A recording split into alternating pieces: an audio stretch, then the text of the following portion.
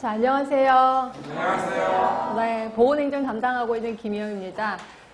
제가 보건소에 근무할 때요, 건강과 관련된 지식이 부족해서 민원이 생기기보다는 행정과 관련된 지식이 부족해서 민원이 생기는 경우를 종종 봤습니다.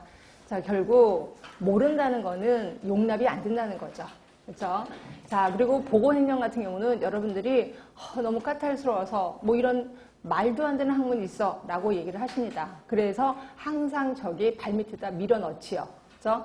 그러나 이런 것일수록 자꾸 보다듬어 주고 자꾸 보고 자꾸 확인하면 결국 얘가 효자 과목이 된다는 거죠. 그렇죠? 자, 특히 우리가 이제 행정이라는 거를 이제 전공을 했다면 상관이 없어요. 그런데 행정을 전혀 전공을 하지 않았어. 그럼 굉장히 낯선 곳이 이곳이라고 생각하시면 되고요. 자, 그다음에 보건소에 가시면 행정하는 친구들이 있어요. 그러니까 구청에 행정하시는 분들이 있고 우리는 보건행정을 담당한단 말이에요. 그러면 이분들은 툭하면 우리를 불러요. 그리고 무슨 회의를 한답시고 전문 용어를 사용하게 되는 거죠. 그럼 우리는 하나도 그 소리를 못 알아들어. 그러면 뭐라 그러냐면 쟤는 유치원으로 나왔어? 이런 얘기를 꼭 합니다. 그래서 우리는 맨날 적어지는 내 자신을 느끼게 되는 거죠.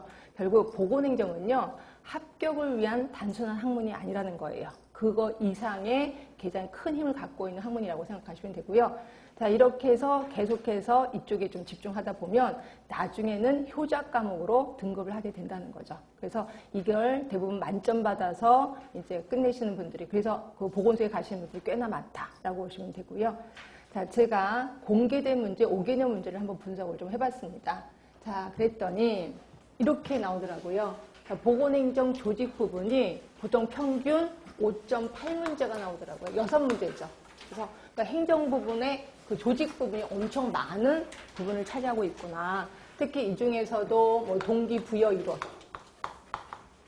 이런 것들도 나오고, 그 다음에 갈등 쪽도 좀 나오긴 하더라고요. 그 다음에 조직의 분류 이런 것들이 좀 자주 나오기도 하고요.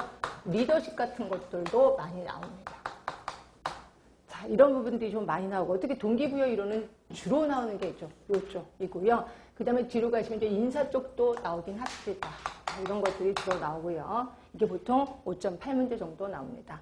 그 다음으로 많이 나오는 게 사회보장제도. 그래서 이게 한 3.5문제 정도 평균으로 나옵니다. 이게 아무래도 행정 중에서도 가장 하이라이트라고 생각하시면 돼요. 그 사회보장제도에서는 보건의료 전달 체계.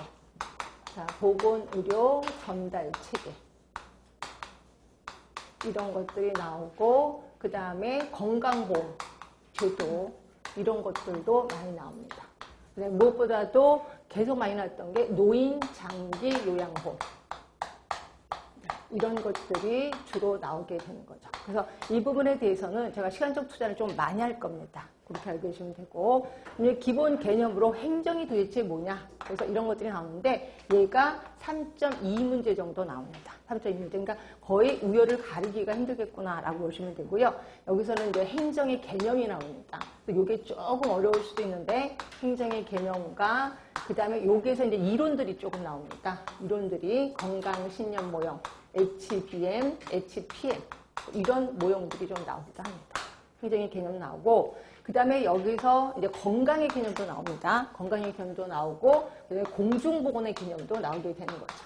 그래서 이런 것들이 세 번째로 좀 많이 나오는 거고요. 그 다음에 이제 기획과 정책 부분이 이게 2.8문제 정도 나옵니다. 2.8문제. 그래서 특히 기획이나 정책 같은 거 좀 까탈스러울 수도 있는데, 요게 그래도 이 정도는 문제는 좀 나와야 이 정도 나와야 된다고 저도 생각을 좀 하고 있습니다. 특히 보건소에서는 앞으로 기획 쪽을 좀 부과시킬 부분이 돼서 이쪽을 조금 더 심오하게 제가 알려드리도록 할 텐데, 특히 정책 부분은 기획은 기획의 과정 같은 것들이 나오죠.